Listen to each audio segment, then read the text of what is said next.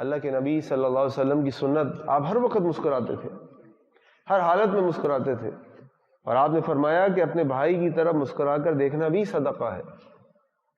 تو تصور کیجئے کہ شوہر جب گھر آئے تو بیوی اس کی طرف مسکرا کر دیکھے، شوہر اپنی بیوی کی طرف مسکرا کر دیکھے، کیسا دونوں ایک دوسرے کے لیے راحت کا باعث ہے۔ لیکن آج اللہ رحم فرمائے، اللہ تعالیٰ رحم فرمائے، ہمارے چہروں سے تو مسکراہٹ غائب ہی ہو گئی۔ گھر کے اندر مر جاتا ہے، بیوی بچے ڈر کے دبک جاتے ہیں کہ اب چودھری صاحب آئے اور چیخم دلی ہوگی اور پتہ نہیں کس کی آج پٹائی ہونی ہے، جو بازار میں گرمی کھا کے آئے وہ گھر میں نکلے گی۔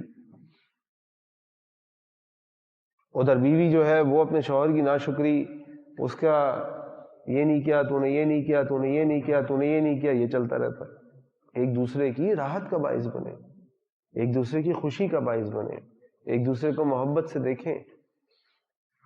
اگر یہ محبتیں ہمارے اندر سے ختم ہو جائیں تو رشتے کیسے چلیں گے؟ اللہ کے نبی صلی اللہ علیہ وسلم اپنی بیویوں کے ساتھ کیسے معاملات کرتے تھے؟ اللہ کے نبی صلی اللہ علیہ وسلم کا کردار کیسا تھا کہ ان کے بارے میں کہا جاتا تھا، صحابی فرماتے ہیں کہ جب ہم ان کی مجلس میں جاتے ہیں ہم ان کو مسکراتے ہوئے پایا، جب انہوں نے مجھے دیکھا مسکراتے ہوئے دیکھا۔ آج ہم مسجد میں بیٹھے ہوتے ہیں اور برابر میں ایک دوسرے کو مسکرا کر دیکھنے کو تیار نہیں ہوتے۔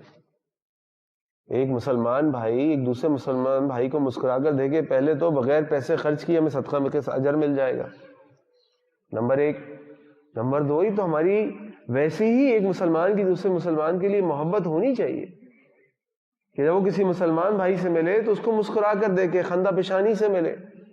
یہ تو عام مسلمانوں کے لیے اللہ کے نبی فرمایا کہ تم اپنے کسی مسلمان بھائی کو دیکھ کر مسکراؤ، یہ تمہارے لیے صدقہ ہے۔ تو تصور کیجئے کہ اگر آپ اپنی بیوی کو اور بیوی شوہر کو مسکرا کر دیکھیں تو کتنا بڑا اجر ہوگا۔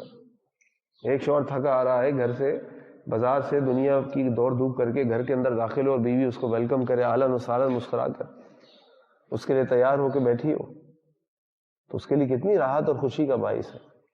وآخر دعوانا الحمد للہ رب العالمین۔